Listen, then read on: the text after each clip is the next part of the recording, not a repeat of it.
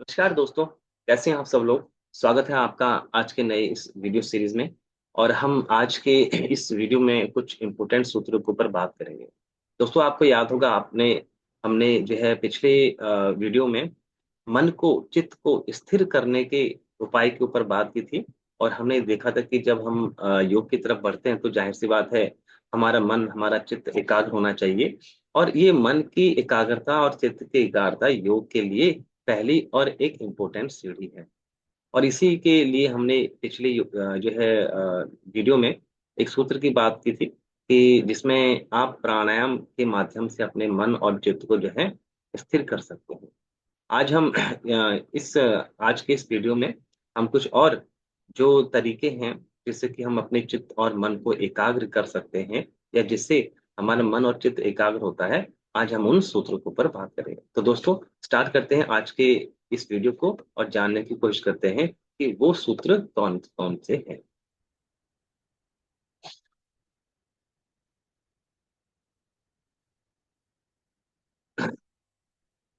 तो दोस्तों, यहाँ पर महर्षि पतंजलि का योग सूत्र में जो 35वां सूत्र है वो काफी इंपोर्टेंट है। और ये हमें बताता है कि विषयवती व प्रवृत्ति उत्पन्ना मनसः स्थिति बंधनी, कि जो ये हमारे विषय होते हैं, विभिन्न प्रकार के जो हमारे विषय होते हैं, रूप रस गंध जो है, स्पर्श शब्द आदि, इनमें अगर आपका मन चित्त अगर स्थिर हो जाता है, या आप इनमें अपने आप को जो है स्थिर या चित्त करते हैं, या इनको आप संयम करते हैं, इनको पर ध्यान करते हैं, इनको पर जो अपना मन जो है ध्यान केंद्रित करते हैं, तो इससे आपका मन चित्त जो है एकाग्र होता है। और जब हम बात करते हैं दोस्तों योग की तरफ, अगर हम स्टार्टिंग लेवल में बात करते हैं कि योग क्या है, क्या ये वाकई ही इससे कुछ बेनिफिट होते हैं, और जो हम योग के उद्देश्य की बात करते हैं, क्या वाकई ऐसी भी कोई चीज होती है। तो स्टार्टिंग में जो एक नया नया योगी होता है, उसको इस तरह के डाउट होते हैं कि भाई योग मेरे लिए है या नहीं है। और योग का जो ये जो मुख्य उद्देश्य बताते हैं कि भाई समाधि वगैरह, और इसमें जो विभिन्न प्रकार की जो अनुभूतियां होती हैं, क्या ये ऐसा होता भी या नहीं होता है। तो उस तरह की स्टार्टिंग में, या उस तरह की जब हमारे मन में विचार आते हैं, जब हम नए नए होते हैं, तो ये बहुत इंपॉर्टेंट हो जाता है कि हमारा उसके ऊपर थोड़ा सा विश्वास बने, विश्वास उत्पन्न हो। तो ये जो आपका विश्वास उत्पन्न करने के लिए एक कुछ तरीका है कि आपको अगर एक आध चीज अनुभव हो जाए जो योग के मार्ग में योगियों को होती है, तो आपको भी थोड़ा विश्वास हो जाएगा। तो ऐसे ही अगर आप इन जो है विषयों के ऊपर थोड़ा सा फोकस करते हैं, कंसंट्रेट करते हैं, और आपको उनका अगर साक्षात्कार होता है, आपको उनका यह उनको रियलाइज आप होते हैं, तो ये जो है आपका सफर में या फिर योग के मार्ग में आपको थोड़ा सा कॉन्फिडेंस देता कि हाँ, वाकई ये चीजें होती हैं। तो जब आप इस तरह के इन तरह के विषयों में जो है संयम करते हैं, यानी कि उस पर ध्यान करते हैं, केंद्रित करते हैं, तो आपको ये गंध, दिव्य गंध, रस, दिव्य रूप, स्पर्श आदि का अनुभव होता है। और अगर ये अनुभव होगा तो थोड़ा सा आपको उस योग मार्ग के ऊपर चलने में थोड़ा कॉन्फिडेंस मिलेगा कि हाँ भाई, ऐसा तो कुछ डेफिनेटली होता है। तो यहाँ पर इस सूत्र में महर्षि पतंजलि बता रहे हैं कि भाई अगर आप इन विषयों के ऊपर अगर आप फोकस करते हैं, तो इन विषयों के ऊपर फोकस करने से एक तो आपका मन स्थिर होगा, चित्त जो है आपका स्थिर होगा। दूसरा, आपको जो है योग के ऊपर विश्वास होगा, कॉन्फिडेंस होगा कि हाँ, जो हम योग में, समाधि में और कुंडलिनी के लिहाज से विभिन्न प्रकार की शक्तियों के बारे में, या विभिन्न प्रकार के जो है एक्सपीरियंस के बारे में बात करते हैं, वो तो वाकई है। तो ये जो है सूत्र 35, ये काफी इंपोर्टेंट। अब इसमें इफेक्टिवली अगर हम बात करें कैसे, और जो है इसको हमें चित्त को, मन को स्थिर करना है, इन विषयों को कैसे लगाना है। तो जो हमारी नासिका का जो अग्र भाग है, ये जो नासिका का अग्र भाग है, इससे जो है आपको दिव्य गंध का साक्षात्कार होता है। अगर आप इसके ऊपर फोकस करते हैं, कॉन्सेंट्रेट करते हैं, संयम करते हैं, तो आपको दिव्य गंध का साक्षात्कार होता है। और फिर अगर आपको वो रियलाइज होगा, तो फिर आपको थोड़ा सा आगे चलने के लिए कॉन्फिडेंस मिलेगा। ऐसे ही अगर हम बात करते हैं, जो हमारी जीव होती है, जो हमारी जिह्वा होती है, उसका जो अग्र भाग होता है, उस अग्र भाग से जो है रस का साक्षात्कार होता है। जो ये रस है, रस तत्व है, ये जीव के अग्र भाग से इसका कनेक्शन है। तो अगर आप जीव के अग्र भाग में ध्यान केंद्रित करते हैं, कॉन्सेंट्रेट करते हैं, या फिर संयम करते हैं, तो आपको जो है दिव्य रस का साक्षात्कार होता है। और ऐसे ही अगर हम बात करें, जो तालु में संयम हम करते हैं, तो तालु में संयम करने से दिव्य रूप का साक्षात्कार होता है। और इसके अलावा जो हमारा जिह्वा का मध्य भाग है, जिह्वा का जीव की जो मध्य भाग है, इसमें संयम करने से दिव्य स्पर्श का जो है हमें अनुभव होता है। और ऐसे ही जो हमारे जिह्वा का मूल यानी कि जीभ का जो मूल है, उसमें जिसमें दृढ़ता से जो है फोकस करने से जो है आपका संयम करने से शब्द, दिव्य शब्द का साक्षात्कार होता है।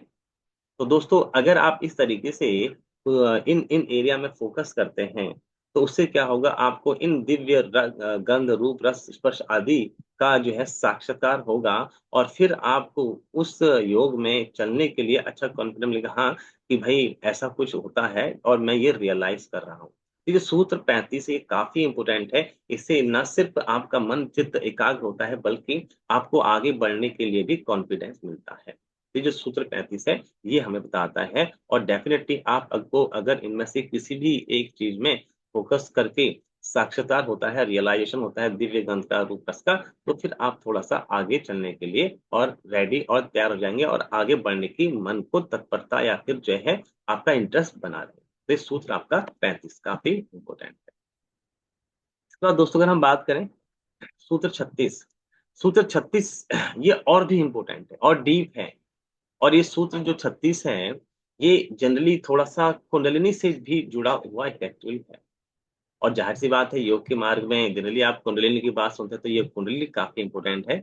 और ये जो सूत्र 36 है, ये कहता है विशोका व ज्योतिषमति। तो इसका बेसिक मतलब क्या है कि अगर हमारा मन, हमारा चित्त जो है प्रकाश वाली, ज्योतिषमती प्रकाश वाली और विशोका यानी कि शोक रहित स्थिति को अगर प्राप्त कर लेती है, या फिर शोक रहित स्थिति, प्रकाश वाली स्थिति की तरफ जो है हम अगर अट्रैक्ट होते हैं, या फिर हमारा मन एकाग्र हो जाता है, तो उससे भी जो है आपका मन चित्त एकाग्र हो जाता है और आपको आगे बढ़ने की प्रेरणा मिलती है। अब ये जो आपका विषयों का व ज्योतिषमती है, काफी थोड़ा सा टिपिकल, थोड़ा सा एडवांस ये कंसेप्ट है। तो इसको यूं समझें कि विषयों का यानी कि ऐसी अवस्था, ऐसी प्रवृत्ति या फिर ऐसी वृत्ति जो शोक रहित है। तो वो अगर शोक रहित है, इसका मतलब वहां पर कोई अविद्या नहीं होगी, कोई माया नहीं होगी। और अगर वहां माया नहीं, तो इसका मतलब वहां पर तमोगुण भी नहीं होगा, रजोगुण भी नहीं होगा, तो एक सात्विक वृत्ति होगी।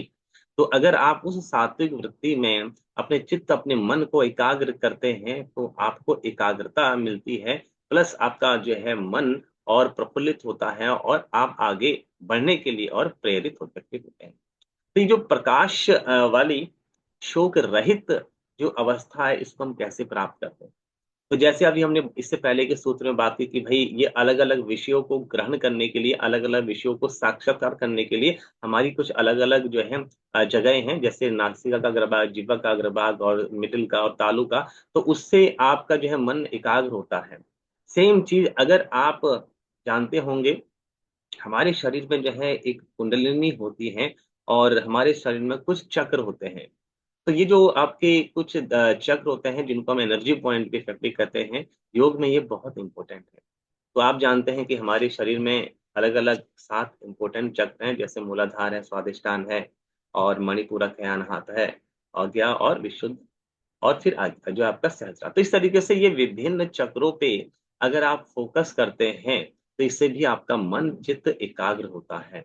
तो ये जो आपके एनर्जी पॉइंट हैं, ये जो विभिन्न चक्र हैं, ये सात्विक और प्रकाश वाले और जो है अद्भुत शक्ति वाले होते हैं। अगर आप उन चक्रों पे और उन जो है जगहों पे अगर आप फोकस करते हैं, तो वहां पर आपका मन आसानी से एकाग्र हो सकता है और वहां पर बहुत ही आपको चीजें रियलाइज होंगी। और जैसे मैंने कहा कि ये कुंडलिनी से जुड़ा हुआ, तो ये बहुत ही इम्पोर्टेंट है।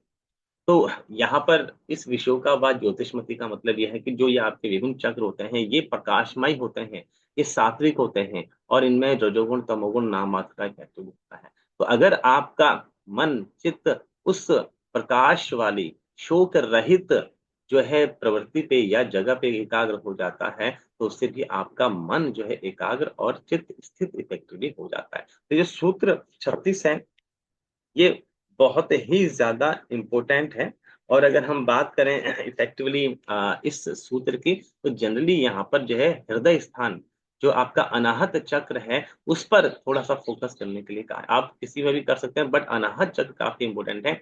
उस अनाहत चक्र में जो है आपका जो क्या कहते हैं अवस्था या स्थिति बताते हैं, वहाँ पर जो आपका चक्र होता है, कमल के स्वरूप होता है, जो कि नीचे की तरफ जो है झुका हुआ होगा। और आपको याद होगा सूत्र 34 में हमने जो प्राणायाम की बात की थी, जब आप कपालभाति या इस तरह का कोई प्राणायाम करते हैं, तो उस प्राणायाम से वो झुका हुआ या जो है नीचे की तरफ झुका हुआ आपका कमल या जो चक्र है वो खिलता है और उसके बीच में मध्य में स्थित है आपका ओम। तो जो ओमकार है, जो ओम है, जो चित्त है, जो आपका प्राण है या जो आपका जीवात्मा है, उसका स्थान जो है वो अनाहत चक्र भी एग्ज़ैक्टली बताते हैं। तो ये अनाहत चक्र ध्यान के लिए काफ़ी इम्पोर्टेंट है। लेकिन आपके पास और भी चक्र हैं, स्वादिष्ठान है या मूलाधार है या आज्ञा चक्र है और अगर हम बात करें आज्ञा चक्र भी बहुत इम्पोर्टेंट है, जो कि हमारे आईब्रोज के बीच में होता है। तो ये जो विभिन्न स्थान हैं, जो आपके शरीर में जो चक्र होते हैं, अगर आप उन पे फ़ोकस करते हैं, तो इससे भी आपका मन स्थित होता है, चित्त स्थित होता है, एकाग्र होता है। तो ये जो सूत्र 36 है, ये बहुत ही ज़्यादा इम्पोर्टेंट है। इसमें विशुका व ज्योतिषमती में जो ये बता रहे हैं कि शोध रहित प्रकाश वाली जो आपकी अवस्था है, उस पर चित्त अगर आपका लगाते हैं, तो वो एकाग्र हो जाता है। तो ये सूत्र 36 जो कि काफ़ी इम्पोर्टेंट है। इसके बाद दोस्तों अगर हम बात करें सूत्र 37 की 37 ये भी काफ़ी इम्पोर्टेंट है। सूत्र 37 में इफेक्टिवली क्या बता रहे हैं कि भाई देखिए अ, जिसके बारे में हम सोचते हैं हमारा मन भी उसकी तरफ जाता है और वैसा ही हमारा चित्त मन भी हो जाता है। वो कहते हैं ना जैसा जैसी संगत वैसी रंगत। तो यहाँ पर ये सूत्र भी काफ़ी हद तक वैसा ही हमें बता रहा है। तो इसमें ये सूत्र बता रहा है कि वीतराग विषयम वा चित्तम। अगर आप ऐसे योगियों के चित्त में संयम करते हैं, ऐसे योगियों के चित्त का ध्यान करते हैं, जिनका जो चित्त राग और विषयों से जो है रहित हो गया है। यानी कि भाई ज़ाहिर-सी बात है हम किसी अच्छे आदमी के बारे में सोचेंगे तो हमारा मन भी उसी तरफ जाएगा। हमारे जो है विचार भी वैसे ही बनेंगे। अगर हम कोई जो है गलत बेकार आदमी के बारे में सोचेंगे तो हमारा मन भी वैसे ही विचलित तो होगा। तो ये सूत्र 37 बता रहा है कि अगर हम किसी ऐसे महापुरुष, किसी ऐसे योगी के बारे में या योगी के चित्त में ध्यान जो है लगाते हैं, जिसका जो है चित्त राग रहित हो चुका है, तो हमारा मन, हमारा चित्त भी वैसा ही होगा, तो हमारा मन, हमारा चित्त भी एकाग्र स्थिर हो जाएगा।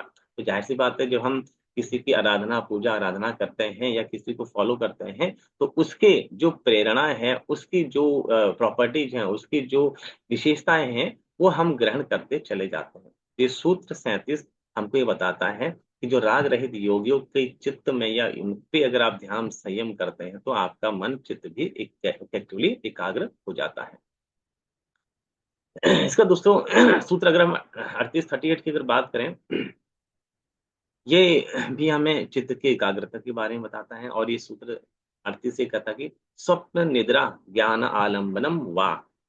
तो आप जानते हैं कि स्वप्न में, निद्रा में हमारा जो क्या कहते हैं अवस्था है, वो नींद की होती है और स्वप्न या निद्रा की अवस्था में इफ़ेक्टिवली तमोगुण रजोगुण को दबा देता है और उस तमोगुण के दबाने से हमारी जो स्थिति है, वो स्वप्न वाली हो जाती है और ज़्यादा दबा देगा तो आपका सुषुप्ति स्थिति आ जाएगी, जो कि अभाव की स्थिति इफ़ेक्टिवली हो।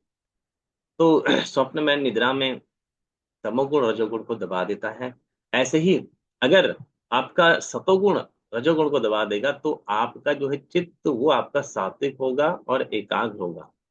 तो यहाँ पर इफेक्टिवली कहने का मतलब ये है जैसे कि स्वप्न में, निद्रा में जो है तमोगुण रजोगुण को दबा देता है। अगर आप जो है सत्व का आलंबन लेके सत्वगुण के प्रकाश में अगर सत्वगुण रजोगुण को दबा देगा, तो आपका मन जो है आसानी से या चित्त जो है आसानी से एकाग्र हो जाएगा। थोड़ा-सा ये सूत्र टिपिकल है लेकिन हाँ, सिंपली इसका मतलब ये है कि अगर हमारा जो है निद्रा में कभी-कभार होता है ना कि हम जनरली तो निद्रा में क्या होता है तमोगुण ही रजोगुण को दबाता है, तो थोड़ा-सा हम एक अभाव की स्थिति में होते हैं या फिर जो है जो हमने देखे सुने होते हैं विषय उनकी तरफ मन जाता है। लेकिन अगर आपका जो निद्रा में सत्व गुण अगर हावी रहता है, तो मन आपका, चित्त आपका एकाग्र रहता है। तो सूत्र 38 आपको ये बताता है। इसके बाद सूत्र 39 में महर्षि पतंजलि कहते हैं भाई, हर किसी व्यक्ति की विभिन्न रुचियां होती हैं, अलग अलग रुचियां होती हैं।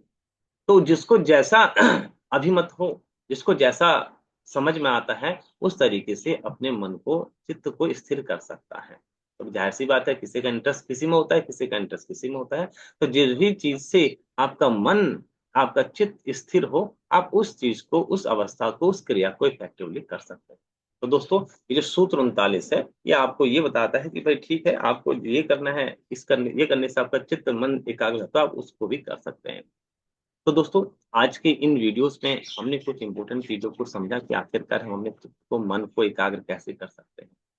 और इन बहुत सारी तरीकों में से दो तरीके इंपॉर्टेंट, अगर मैं आपको बताऊं अपने हिसाब से, प्लस वैसे भी योग के हिसाब से, तो एक तो आपका प्राणायाम, जो कि सूत्र 34 में हमें बताया है। तो ये सूत्र 34 का जो ये आपका प्राणायाम है, जिसमें महर्षि पतंजलि ने बताया है, प्रसर्दन विधारणाभ्याम व प्राणस्य। तो जो है, अगर आप प्राणायाम जनरली करते हैं, वो अलग अलग हो सकते हैं, जिसको हम डिटेल में आगे जाके समझ।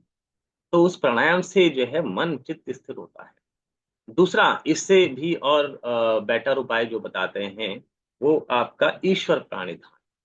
तो ईश्वर प्राणिधान और प्राणायाम, ये बहुत ही इंपॉर्टेंट सूत्र हैं, जो हमें मन की, चित्त की स्थिरता के लिए, एकाग्रता के लिए बताते हैं। और जाहिर सी बात है दोस्तों, अगर आपका मन चित्त एकाग्र नहीं होता, आप योग के मार्ग में आगे नहीं बढ़ पाएंगे। तो योग में आगे बढ़ने के लिए चित्त का, मन का एकाग्र होना बहुत ही जरूरी है। तो दोस्तों, आज की इस वीडियो में हमने कुछ इंपॉर्टेंट सूत्रों पर बात करा, और आगे की कुछ और वीडियो में भी हम कुछ और इंपॉर्टेंट सूत्रों पर बात करेंगे। तो दोस्तों, आज की वीडियो में इतना ही।